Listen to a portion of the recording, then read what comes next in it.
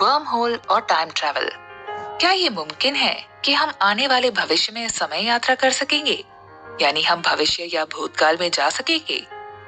H.G. Wales ने अपनी किताब द टाइम मशीन में समय यात्रा यानी टाइम ट्रैवल की संभावनाओं को खंगाला है। H.G. वेल्स की तरह अनगिनत लोग टाइम ट्रैवल के विचार से उत्साहित हैं। अब जबकि पनडुब्बी, हवाई यात्रा, चांद का सफर जैसे लेखकों के विचार हकीकत में तब्दील हो चुके हैं, तो टाइम ट्रैवल की संभावनाओं को भी नकारा नहीं जा सकता है। टाइम ट्रैवल की संभावना हकीकत में बदल सकती है। इस बात के पहले वैज्ञानिक संकेत सन 1949 में मिले, जब कर्ट गॉडगेल ने जनरल थियरी ऑफ रिलेटिविटी के तहत एक नए स्पेस टाइम की खोज की। हालांकि कर्ट गॉडगेल की इस खोज में कुछ कमियां थी, लेकिन जब एडविन हबल ने ये खोज की कि अंतरिक्ष लगातार फैल रहा है, तो उसके बाद अंतरिक्ष के अध्ययन के लिए किसी भी कांस्टेंट की जरूरत नहीं रह गई। इस खोज के बाद जनरल थियरी ऑफ रिलेटिविटी के तहत ऐसे कई स्पेस टाइम की खोज संभव हो पाई, जिनकी मदद से हम भूतकाल में यात्रा कर सकते हैं। ऐसी ही संभावना घूमते हुए ब्लैक होल के अंदरूनी हिस्से में जताई गई है।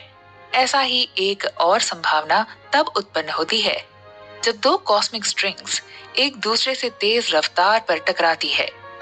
जैसा कि नाम से पता चलता है, कॉस्मिक स्ट्रिंग्स लड़ियों के आकार में रबर बैंड जैसी संरचनाएं होती है। अगर कोई कॉस्मिक स्ट्रिंग्स धरती से जुड़ी होती, तो वो धरती को 1 सेकंड के 30वें हिस्से के भीतर 0 से 60 मील प्रति घंटे की रफ्तार प्रदान कर सकती है।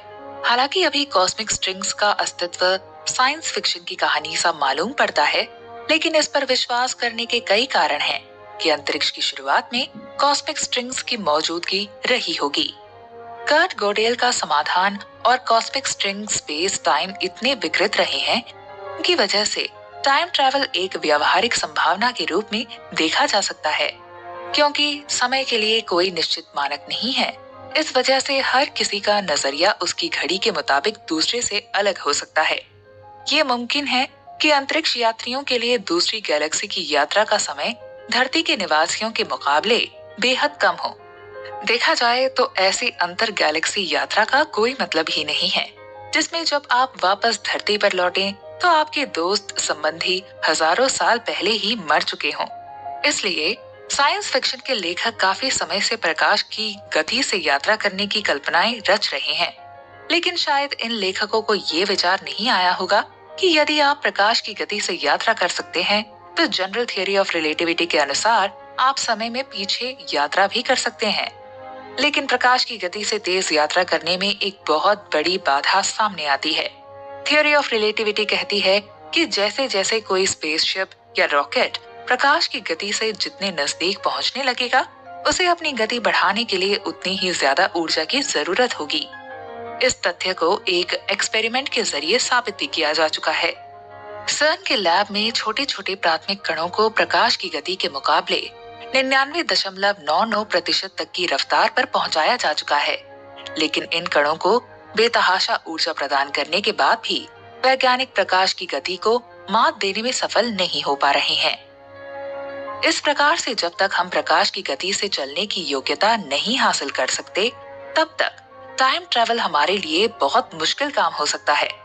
लेकिन एक तरीका और है, जिसकी मदद से बिना प्रकाश की गति हासिल किए भी इंसान अपने टाइम ट्रैवल के सपने को पूरा कर सकता है।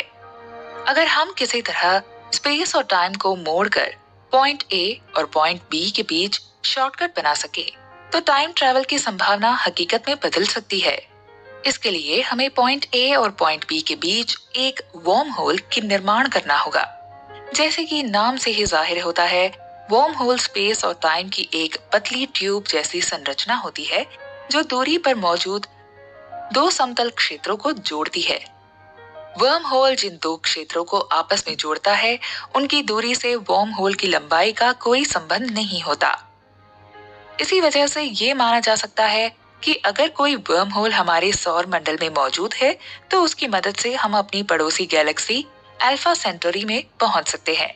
अल्फा सेंटोरी और हमारी धरती के बीच लगभग 200 करोड़ मील का फासला है, लेकिन एक वर्म होल के जरिए ये फासला केवल कुछ लाख मील में ही पूरा किया जा सकता है। वर्म होल के अस्तित्व का विचार साइंस फिक्शन के लेखकों के दिमाग की उपज नहीं है, बल्कि वर्म होल के अस्तित्व को लेकर पहली संभावना बेहद सम्मानित और विश्वसनीय स्रोत के जरिए जताई गई थी। सन 1935 में अल्बर्ट आइंस्टाइन और नेथन रोजन ने मिलकर एक पेपर प्रकाशित किया। इस पेपर में उन्होंने जनरल थियरी ऑफ रिलेटिविटी के तहत अंतरिक्ष में विशेष पुलों के अस्तित्व की संभावना प्रकट की। आइंस्टाइन और रोजन द्वारा जिन पुलों की संभावना प्रकट की गई थी, उन्हें आज वर्म होल के नाम से जाना जाता है। हालांकि आइंस्टाइन और रोजन के पुलों का जीवन काल इतना बड़ा नहीं था कि उससे कोई स्पेसशिप गुजर सके।